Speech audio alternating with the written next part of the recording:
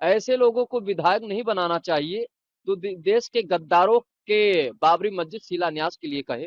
जो बाबर का नाम लेगा उसको बाबर के पाप पहुंचा दिया जाएगा। तो ऐसे व्यक्तियों को मिट्टी पलीत कर देना चाहिए। हम लोग 6 दिसंबर को जो है स्वर्ण दिवस मनाता हूँ, पराक्रम दिवस मनाता हूँ, विजय दिवस का शंखनाद करने का काम किया था, आप उसको जेल भेजने का काम करो। कहीं ना कहीं ममता बनर्जी जी को सद्बुद्धि थोड़ा बहुत आ गया है।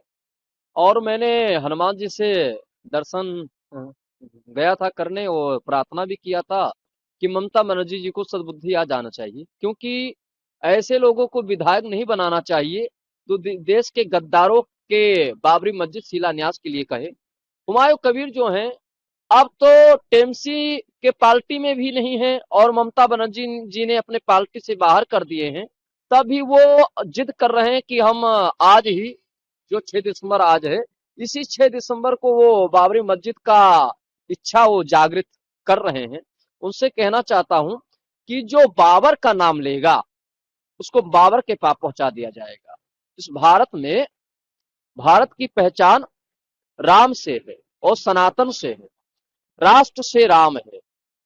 और इस राष्ट्र में अगर कोई आतंकियों का नाम लेगा, कोई बाबर का नाम लेगा, कोई औरंगजेब का नाम लेगा, ताकि जिद पर रहेगा कि हम तो 6 दिसंबर को ही बाबरी मस्जिद का शिलान्यास करेंगे, मतलब आज, तो उसको जानते हैं जहन्नुम में पहुंचा दिया जाएगा। वो भूल चुका है कि वो कहां है और क्या बोल रहा है। वो आपा खो दिया है, इसीलिए ऐसा बोल रहा है।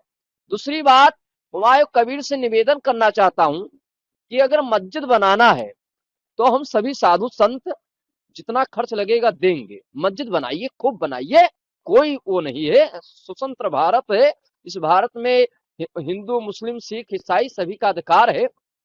क्योंकि हिंदुस्तान में रह करके मुसलमान भाइयों को भड़काना चाहते हो, वोट के लिए ऐसी राजनीति कर रहे हो, एक आतंकियों का बाबरी मस्जिद का शिलान्यास के लिए कह रहे हो, एक ऐसी नीच राजनीति जो केवल मुसलमान भाइयों को भड़काने का काम कर रहे हो, ये समाज में बहुत बड़ा नफरत फैलेगा। और वहां पर तो एक मुस्लिम ने खुद बोला कि यहाँ तो बगल में मस्जिद है, यहाँ मस्जिद नहीं बनेगा, यहाँ तो पेट्रोल पंप बनेगा।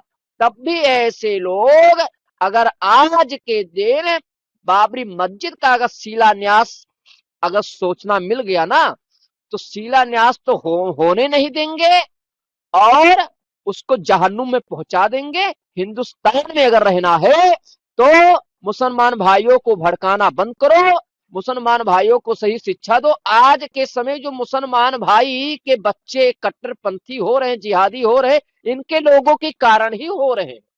ये हुए हुमायूं कबीर हुए, मौलाना महमूद मदनी हुए, ऐसे लोगों के कारण पढ़े लिखे भी अलग अलग भेष में आते हैं, जिहादी कट्टरपंथी। इसीलिए ऐसे लोगों पर एक्शन होना चाहिए। निश्चित रूप से हुमायूं कबीर देश के लिए गद्दार है, नासूर है, कैंसर जैसी बीमारी से ग्रसित है।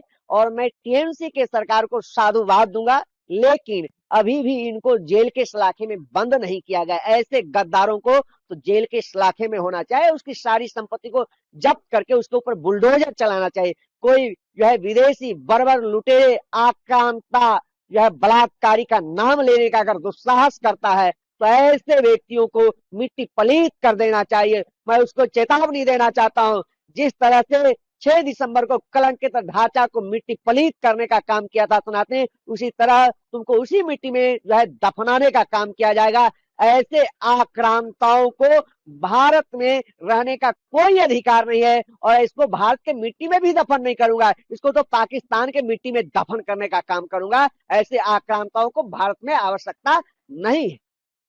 पश्चिम बंगाल से सीएम ममता बनर्जी ने बीजेपी के ऊपर आरोप लगाया, हमने जाकर के नाम दिया है।